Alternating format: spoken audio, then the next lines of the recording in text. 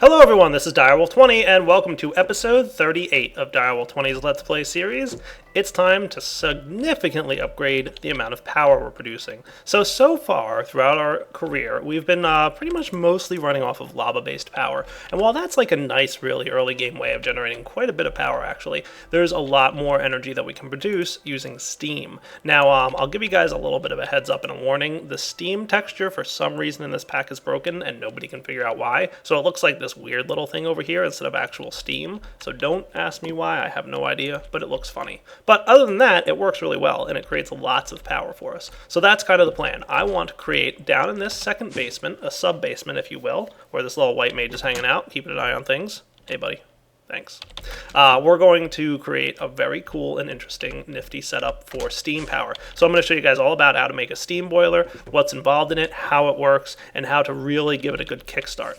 So why don't I start getting set up? There's one thing also that I really haven't played with or done in a while, and I think is kind of now a good time to start looking at. I'm worried about the amount of power we can generate from charcoal, because charcoal really is kind of an alright method of generating steam power, but it's not the greatest. So I'm a little concerned that the charcoal is not going to be sufficient from our Steve's Cards tree farm. There's a couple things we can do to kind of amplify the Steve's Cards tree farm and hopefully make it so that charcoal is enough, but I want to make sure I have a backup power source. So I might jump into making a peat bog, and peat is a really nice way of generating lots and lots of cool and awesome power source stuff. So we're going to take a look at making a peat bog as a secondary backup method of powering our steam generator, because I basically want two power sources: charcoal from our tree farm and then peat as a backup, so that if our charcoal ever gets really low and we run out of wood, the peat will jump in, it'll run for a while, and between the two of them we should definitely be able to maintain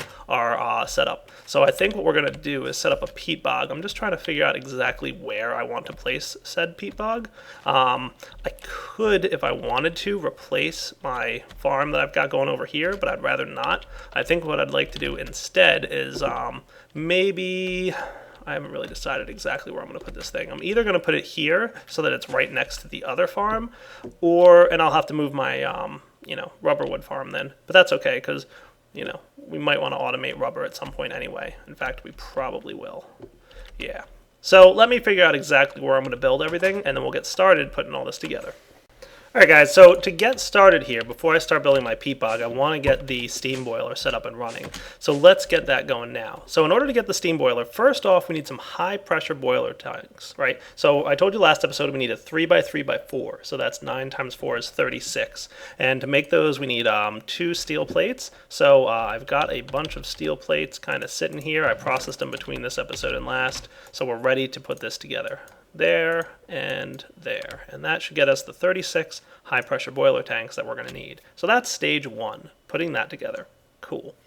Next up we need some fireboxes, solid fueled fireboxes, and this has to be the bottom layer of your little structure here. So we need a 3x3 of these, so we need 9 total fireboxes. Okay, so you can either go with liquid or solid fueled. Solid fueled runs on things like coal, charcoal, peat, anything that's a solid fuel, makes sense. And liquid fuel runs off things like let's say oil, fuel, it runs off biogas, it runs off anything that's considered a liquid fuel. It doesn't work with lava though, and that's by design. So you can't use lava to power this liquid fueled boiler firebox, okay? So keep that in mind. So let's get ourselves a furnace and some fire charges. Fire charges, of course, being coal, gunpowder, and blaze gets 3, so we're gonna need 3 each of those. And I'm gonna put this stuff together and be right back. Alright, so let's put this together. So solid fueled firebox, firestones, solid fuel firebox. Oh yeah, we need a bit of cobble. Let's actually request another stack or so of cobble. Almost forgot cobblestone being needed there. Just need one more furnace and then we'll be in good shape. There we go. Now we can do a solid fueled firebox times 9. So let's set this thing up, shall we? Now this thing also needs a good supply of water, so we're going to make sure we get that going. So where do I want to put him? I'm thinking because this is going to basically be a giant power plant, I really want this to kind of be like the central piece of this room. And then we can have, kind of different things going all over the place. Or I could kind of stick them against the wall and then use other parts of this room for other things. I never like having things right in the middle of a room. That's just kind of me and my weird sense of how things should be. So let's maybe throw him against the wall here. Maybe like right here. Does that sound like a nice spot? This doesn't seem too bad. Yeah. 1, 2, 3, 4, 5, 6, 7. 1, 2, 3, 4, 5, 6, 7. Nice. I've gotten really good at guessing about where the center of a room is anymore. So what I think I'm going to do is have this right here up on the top level. Like sometimes you can build them deeper into the ground if you want. That's kind of up to you. Now as you build them out, you can kind of set this up to be however you want. Again, I told you it was a multi-block variable size, so if you want, you could have it just 2 blocks tall. There you go. And that's a steam boiler that can produce a certain amount of steam and a certain amount of power, but for the maximum amount of efficiency, you're going to want to go with the largest size. The larger it is, the more efficient it is, but also the more fuel it's going to use. So keep that in mind too. But you're going to get the most power out of this guy. Nice. Nice sized steam boiler, can produce a lot of steam. It's going to need a lot of water to keep it cool because steam is made from heat and water, right? Now, if you let this water run out, by the way, this thing does have the chance of exploding in a rather spectacular and powerful and terrible way. So don't let the water run out. Make sure that whatever water source you're using is going to keep this thing going for a long time. So there's a couple options we could go with for water supply. In the past, you guys have definitely seen me use something along the lines of the aqueous accumulator. I've been using those a lot. So why don't I show you another way of producing a large amount of water. Let's get ourselves a liquid transfer node. These guys are cool. So let's see, do I have any transfer nodes laying around? I do. Request U and request, I don't know, a bunch of U, and I think I saw a lapis and a bucket, right?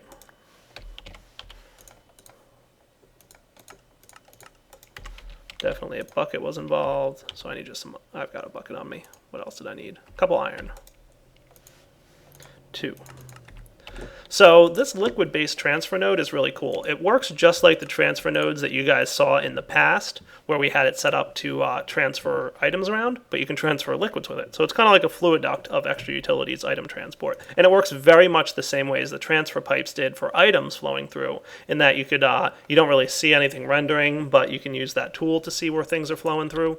It's a pretty cool thing. Now what's nice about these, if you place them above an infinite water source, so let me actually go get one of those. We'll go down into our basement right here and get ourselves set up. So let's say under here we're going to jump into bat form where it's nice and easy to navigate around. Okay, so what you want to do is place down your liquid transfer node like so, and then you want a liquid infinite water source right under it. So if we put that and that, he should be able to start filling up with water now. So you can see he's getting water, and he's basically sucking it up, and it's automatically refilling. So it's pretty automated. Now you can also upgrade this to make it a little bit faster, and I want to show you guys the upgrades because it's actually really useful to do. We're going to want some speed upgrades. And this isn't terribly important, but it's a good thing to show you guys. So for this, we're just going to need a little bit of gold and some redstone blocks. And then we're also going to want a mining upgrade. So let's just look up upgrades all together because we want the mining upgrade. So that's going to be a bit of iron and some lapis. That shouldn't be a problem. So lapis, 4, iron, I don't know, like a bunch, and 2 gold, and 4 redstone blocks. Now, you know what? I need another gold. That'll do. Items flowing all over the place. So we'll get you going. And so the first thing I'm going to make is the speed upgrades. And then the second thing I'm going to make is the iron pick, which is going to help with the mining upgrade. You can also use, just like you can use the liquid to create a infinite water source type thing, you can also use, don't I have everything here? Yeah. You can also use this, the item version, to make a cobblestone generator if you want. So that's why this works as a mining upgrade. Like you could set it above like a lava and water source and it would create a cobblestone generator for you.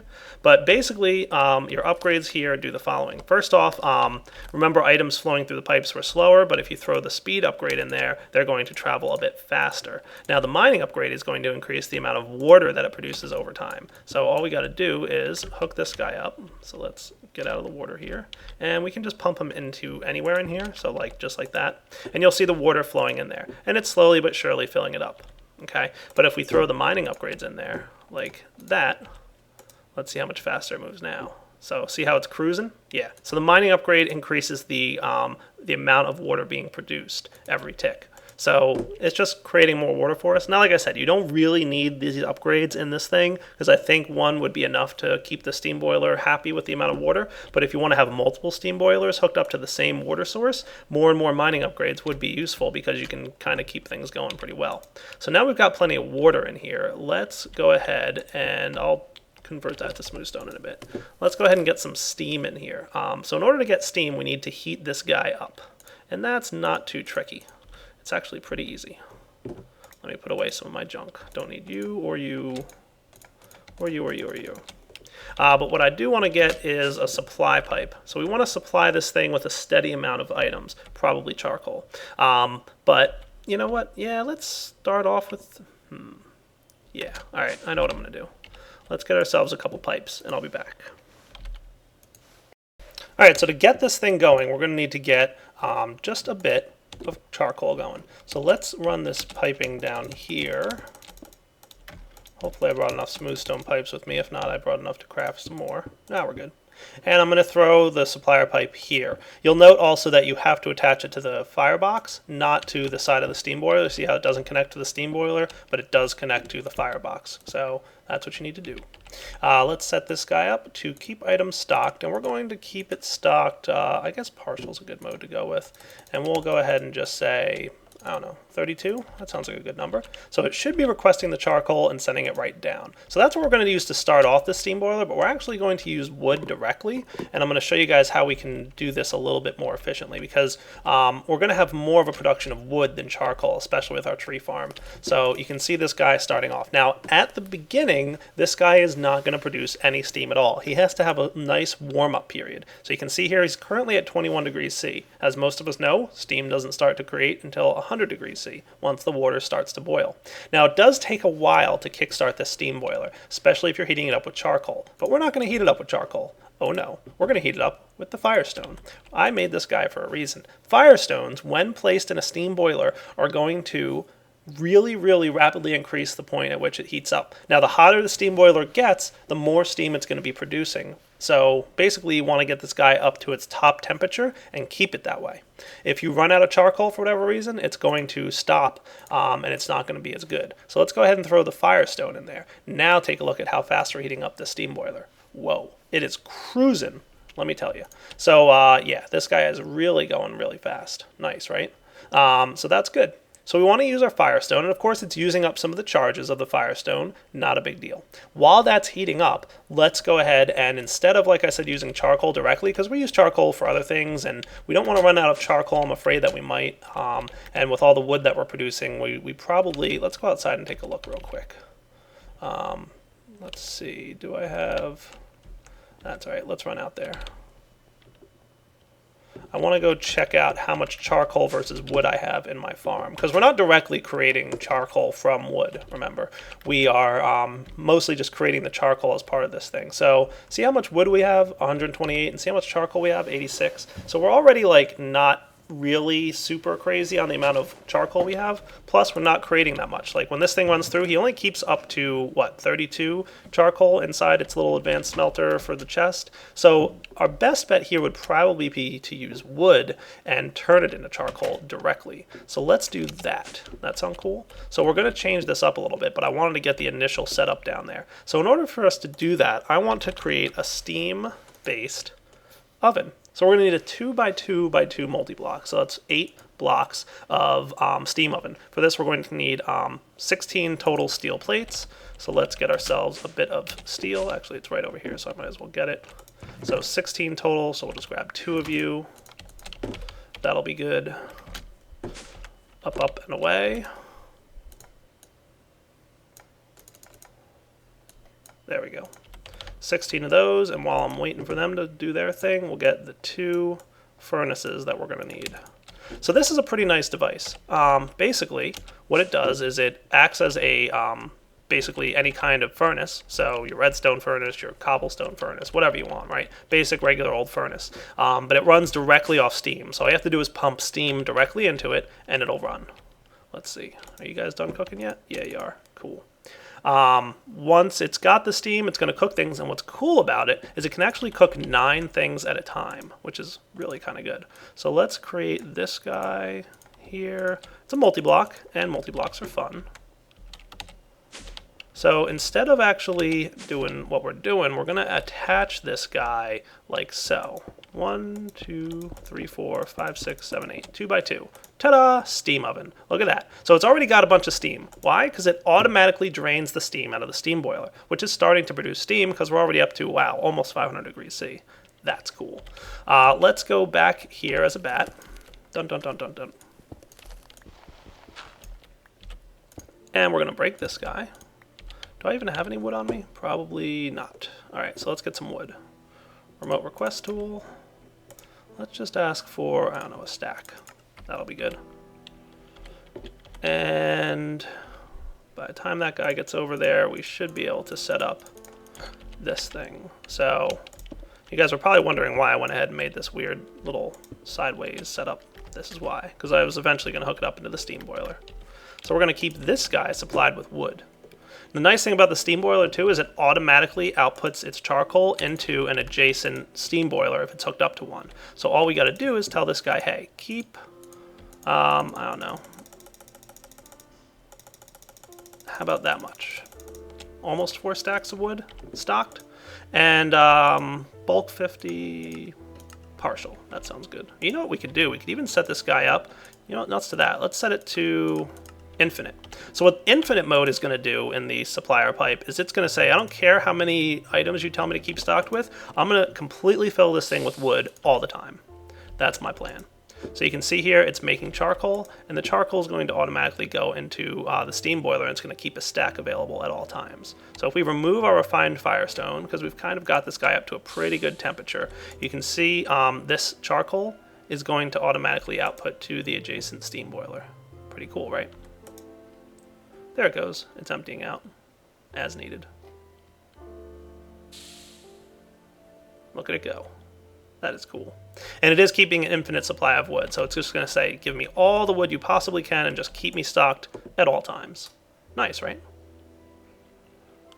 I'm debating if I want to have some kind of like, well, I don't think we need any kind of buffer. I think we're good. So we've got lots of stuff here, we've got lots of stuff here, plenty of water going in and keeping that thing flowing.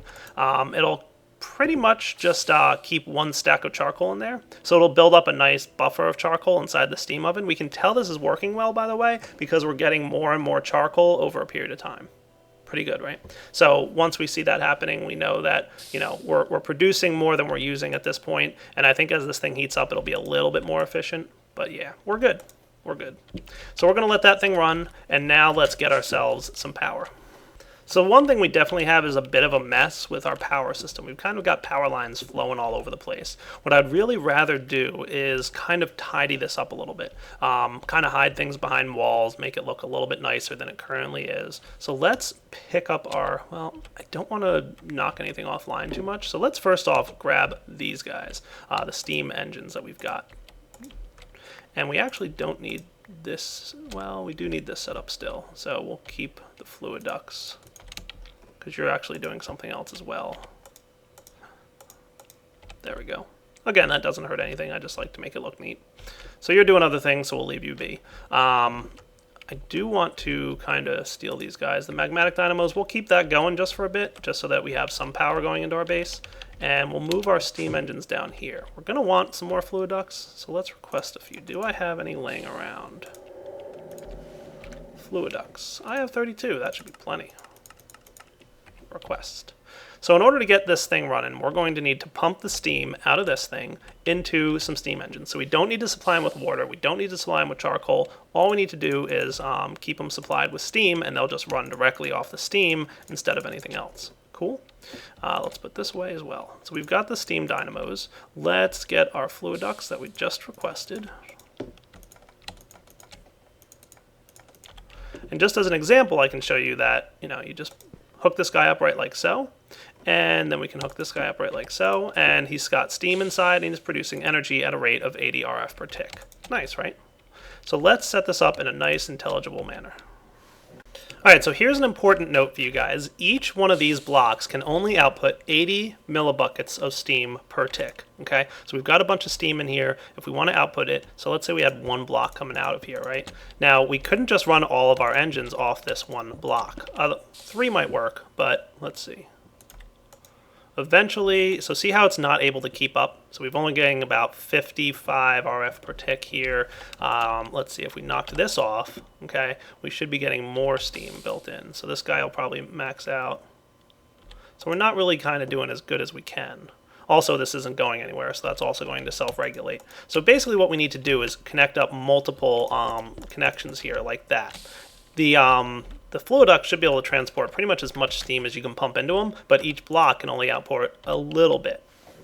Now, each of these blocks here can produce 20 millibuckets of steam per tick. So we've got 36 blocks, so that means we're producing 720 millibuckets of steam per tick. So that's quite a lot of steam if you think about it. So we're basically going to need 9 connections here to be able to use up all that, right? So we've got 720 divided by 80 is 9, right? Pretty sure that's right.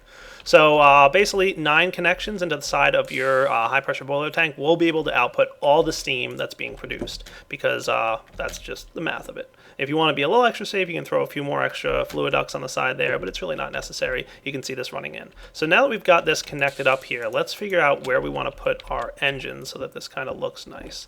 Maybe I want to run it just like along here. I could kind of do something like this. Where we run the steam down here, and I'm going to turn you off so that you're not connected there, and then run this kind of along here. That might not be too bad of an idea, or I could even run it like behind the wall. That might even look better if I wanted to do something like that.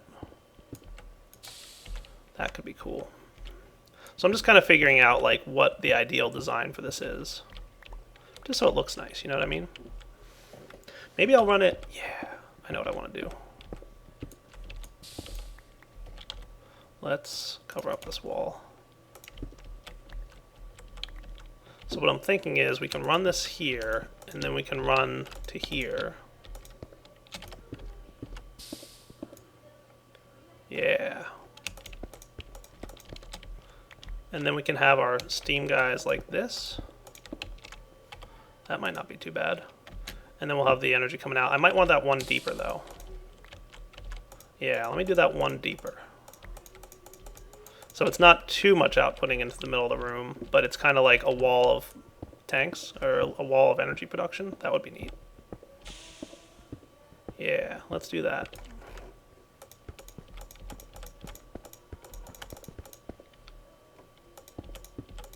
Cool. And one thing, I just want to disable this thing here so that it doesn't look funny. So I'm going to need 1, 2, and then I'm going to need 5 more. So we'll have 10 total steam dynamos. Now here's the thing, is that these hardened energy conduits, they can't really transmit that much energy. They can only do about 40 redstone flux per tick. Now if I've got 10 of these, or 400 wasn't it? Yeah, 400. Yeah, 400 redstone flux per tick. So if these guys are producing 80 redstone flux per tick, and I've got 10 of them, that's 800 redstone flux per tick. So I've already got too much power to handle that. So we're going to need quite a bit more structure here. I'm thinking it's time to go with a new type of conduit, and that would be the redstone energy conduit. This is the top tier. It can transfer 10,000. It's really the one just above hardened, so really it's just like the best one that you can make. And in order to get it going, we need some redstone energy conduits getting filled up with 2 redstone worth of destabilized redstone each. So we get 6 of those from electrum and hardened glass. So let's see, how am I for electrum? Not bad, actually. So let's get... We're actually going to want a lot of this stuff. Let's start with 8. How am I for hardened these? We'll get 8 of you. And then, so that's 48. So we're going to want redstone 48. So remember, it's 2 redstone per. So let's do this and that and this. Cool. And then we'll start filling these guys up with liquid redstone. We're going to want a lot of them, like I said. So that looks pretty good. So come over here, we'll get our magma crucible cooking up some liquid redstone. We'll throw our empty redstone energy conduits in there, and for each 2 redstone that it cooks down, it's going to go ahead and fill it up. So I'll be back in a minute. I think I've changed my plans a little bit. I want to move these guys up 1 level.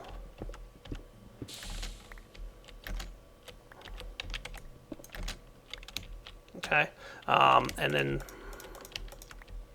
move this up here. So that we do something like this. Fluiducts, where'd you all go?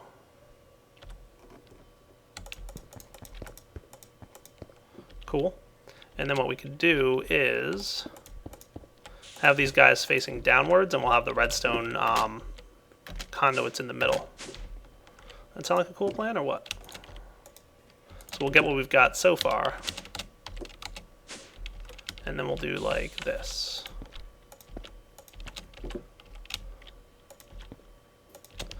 And then rotate everything. Neat, right? Yeah, that'll look good. And we can expand this if we need to. If we need more power, we can obviously, run more steam. But for now, this is a good start. So the next thing I want to get going is I've got 4,000 destabilized redstone in there, so that's 40 redstone, and I made myself a redstone energy cell frame. I'm going to drop this in here, and this guy is going to slowly but surely fill itself up with redstone. So the redstone energy cell can hold up to 50 million, it can hold up to 10 million RF. But we're not going to go with that. We're going to go with the top tier of power storage, which is the Resonant energy cell. It can hold 50 million. It can send and receive 10,000 redstone flux per tick. So that's a ton of energy that's capable of running through these wires. Are we going to need it? Yeah, we are. One of these days, eventually, we're definitely going to need that much energy. We might even need a little bit more than that. We'll see. So for now, the Resonant energy cell is our destination. So I need a couple pieces of lead just to get this guy going. So let's do that. Lead. Couple, 2, that should be plenty. Cool. And then we can go ahead and put together this thing. Are you done filling yet? Yeah, there it is. Cool. And let's put it together. So we've got redstone energy cell. Now this guy we could just go with, but we're going to get some Enderium. Do we have any of this stuff laying around? Have I even made Enderium yet? I don't think so. Oh yeah, I have for Tesseracts, right? Yeah. So I've made Enderium before, but we don't have any laying around because it's, honestly a little bit tricky to make.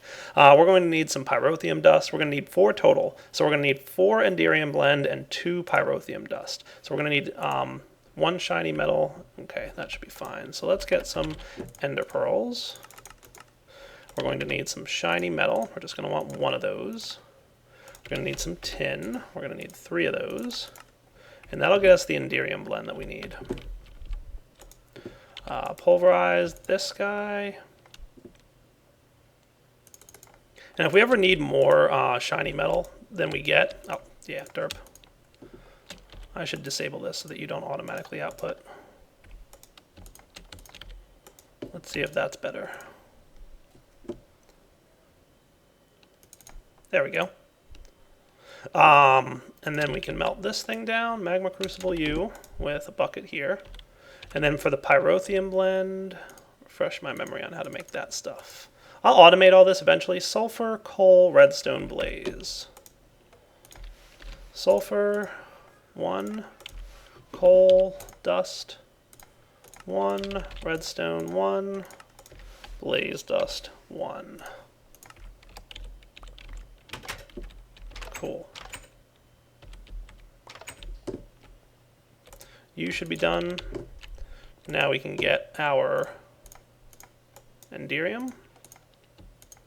And we can get our pyrotheum. Cool. And you guys go into this induction smelter where I was making more electrum.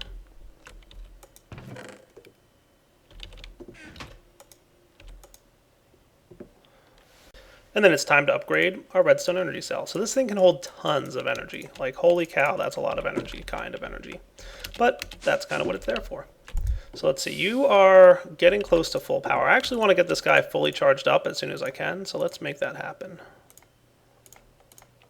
That looks good. We'll let him heat up all the way while we're setting this piece up. So we're going to just run this down here. Nope, not that. This. And you're going to connect into the back of this guy. And we're going to say, yes, the back is blue, so you should be getting energy at this point. Wow, that's a lot of energy. That's cool. So these guys are obviously emptying their energy out as quickly as possible, and they're all going to be hopefully producing 80 RF per tick. So I can demonstrate real quickly for you here. If I knocked off some of this stuff, like that, they should not all be able to run at full speed eventually, I don't think. Once they start burning through some of the steam they already have, I presume. Yep, there they go. So they all just dropped in the amount of steam that they have. So their internal buffer ran out. So really we're only getting 16 RF per tick from these guys because we don't have more than one connection here. So this was just a demonstration of what not to do. So once we hook this back up, more steam should be allowed in, and they'll kind of restabilize, and they're now all about 48 RF per tick. So we definitely, if we want to, use the full surplus of this, 9 of these will be able to definitely power all these guys, and probably more steam is available. We can throw more steam somewhere else. I do want this guy to be at the max temperature, by the way, so we want to get him up to 1,000, and then we'll take our redstone refined fire thingy out of there. Cool. So next episode, I think we're going to have to come back. What I might do between this episode and next, yeah, you guys are running out of power real quick, aren't you? I've been using my machines up here and, draining some of the small amount of power that we're getting from our magma engines.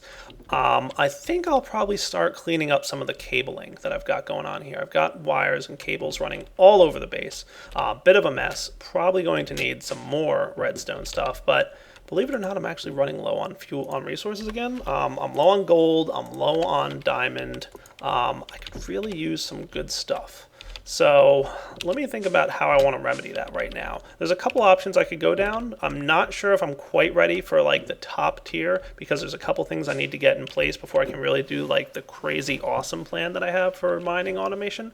But I could go with something. It's really the stuff that's way down at the bottom of the earth that I'm low on. Like how am I for the other metals? Let's see, metals here. So I've got plenty of copper, I've got plenty of silver, I've got plenty of lead, I'm pretty good on tin. It's really the stuff that's, even iron I'm good on. It's really the stuff at like the bottom, the gold and the diamond, that kind of stuff that I'm low on. So we'll have to see what I can come up with to really do something cool. Alright guys, for now though, this is Direwolf20 signing off. Hope you enjoyed this episode. We've got a lot of power production going on. Next episode, I'll probably clean up some of my cabling so that it's a little bit more organized and neat. And then what I'm going to do is start focusing on a peat farm and more automation for mining. I would like to have something that I don't have to break and replace and move around and be so worried about all the time. I want something that's just going to run whenever I want it to. So, a couple things in mind there. We'll see. Anyway, Direwolf20 signing off. Take it easy.